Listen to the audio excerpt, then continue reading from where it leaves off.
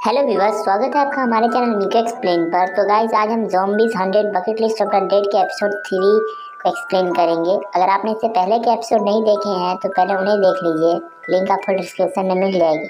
तो शुरू करते हैं आज का वीडियो।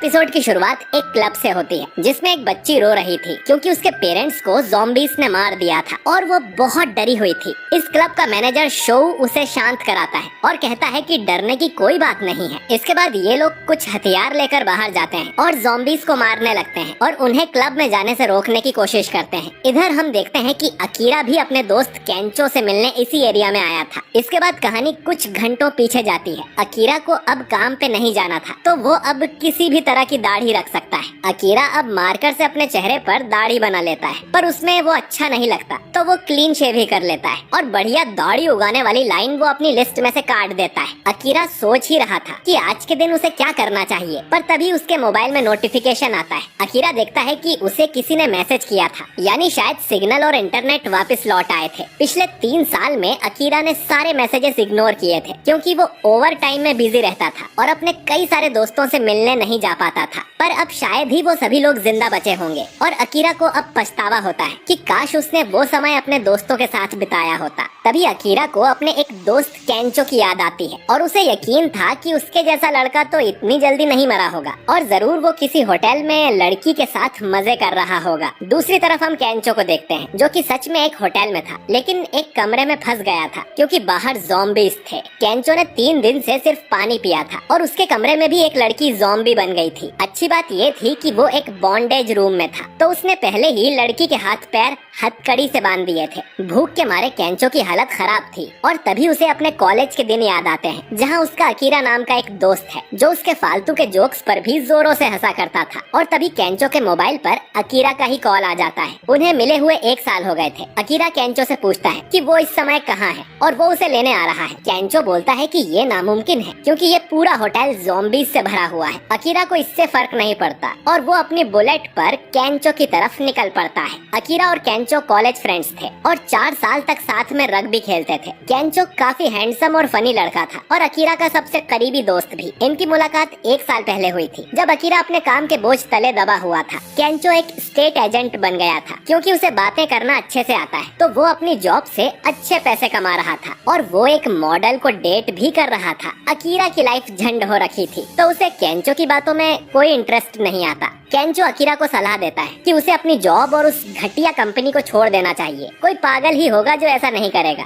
अब अकीरा उसकी बात नहीं मानता बल्कि उस पे ही भड़क जाता है। कहानी वापस प्रेजेंट में आ जाती है। हम उसी मैनेजर को देखते हैं जो कि अब अकेला ही जिंदा रह गया था। ज़ॉम्बीज़ उसे मारने उसकी तरफ बढ़ रहे थे, लेकिन तभी पास में कोई शोर होने लगता है और ज़ॉम्बीज़ वापस मुड़कर उस शोर की तरफ भागने लगते हैं और मैनेजर की जान बच जाती है। इधर केंचो के होटल से भी सभी ज़ॉम्बीज़ उस शोर की तरफ जाने लगते हैं। ये शोर एक कार का था जिसका हॉर्न अकीरा ने जाम कर दिया था। ढेर सारे ज़ॉम्बीज़ उस कार को घेर लेते हैं और फिर आग लगने से उसमें धमाका हो जाता है। केंचो अब अपने कमरे से बाहर निकलता है और बाहर ही उसे अकीरा मिल जाता है। उसे यकीन नहीं होता कि अकीरा सच में आ गया था। अकीरा अब चिल्ला चिल्ला कर केंचो से माफी मांगता है कि उसे उसकी सलाह मान लेनी चाहिए थी और उस जॉब को छोड़ देना चाहिए था, लेकिन उल्टा वो केंचो से ही जलने लगा कि वो कितना खुश और सक्सेसफुल है। इसके लिए वो केंचो को सॉरी बोलता है। अब केंचो भी उसे कुछ बताने वाला था, लेकिन अकीरा के चिल्लाने से ज़ॉम्बीज़ वापस होटल में आ गए थे। अब ये दोनों ज़ॉम्बीज़ से बचते हुए होटल की छत पर चढ़ जाते हैं और उसके दरवाजे को बंद कर देते हैं, लेकिन दरवाजा ज्यादा देर तक इन ज़ॉम्बीज़ को नहीं रोक पाएगा। केंचो को समझ नहीं आता कि उन्हें क्या करना चाहिए। अब अकीरा बोलता है कि वो लोग यहाँ से सीधा सामने वाली बिल्डिंग पर कूद जाएंगे। केंचो को ये नामुमकिन लगता है क्योंकि वो बिल्डिंग काफी दूर थी। अकीरा कहता है कि ये तो कूदने पर ही पता चलेगा। इसके बाद अकीरा तेजी से दौड़कर जंप मारता है और उस दूसरी बिल्डिंग की छत पे जाकर गिरता है। अकीरा के मुंह से खून निकलने लगता है, पर वो ठीक था। अब वो केंचो से भी छलांग लगाने को कहता है, पर केंचो को डर लग रहा था। वो अकीरा से माफी मांगते हुए कहता है कि उससे ये नहीं होगा, लेकिन मरने से पहले वो अकीरा से कुछ कहना चाहता है। असल में केंचो को भी अपनी जॉब पसंद नहीं थी। वो रोज अपने चेहरे पर स्माइल रख के लोगों से झूठ बोला करता था और उन्हें बुरे कॉन्ट्रैक्ट्स दिलवाता था ताकि उनकी कंपनी को फायदा हो। मॉडल्स को डेट करना, बड़े बड़े लोगों से मिलना, इन सब कामों से उसे कभी खुशी नहीं मिली थी। वो तो बस खुश होने का दिखावा कर रहा था। इसके लिए वो भी अकीरा से माफी मांगता है। केंचो आगे कहता है कि वो ऐसी जॉब करना चाहता था जिससे वो अपने क्लाइंट्स को हंसा सके। असल में वो एक स्टैंड अप कॉमेडियन बनना चाहता है, जिस पर अकीरा कहता है कि अपनी जॉब छोड़ दो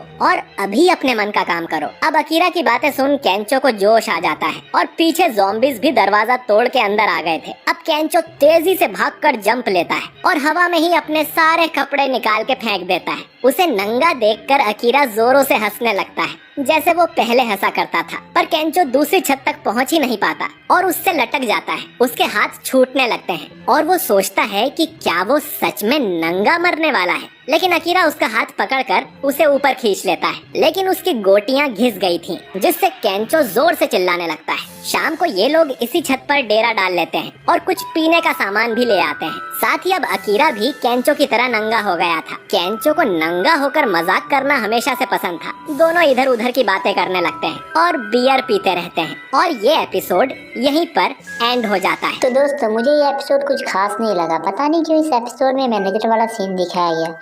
बाकी देखते हैं इन दोनों को और आगे कौन सी प्रॉब्लम फेस करनी पड़ेगी, ये सब जानेंगे हम अपने आने वाले एपिसोड में। और हाँ, अगर आपने हमारे चैनल को सब्सक्राइब नहीं किया तो आप हमारे चैनल मीका एक्सप्लेन को सब्सक्राइब करें। मैं मिलूंगा बहुत जल्द अपने एक नए वीडियो के साथ। तब तक के लिए टाटा, बाय बाय।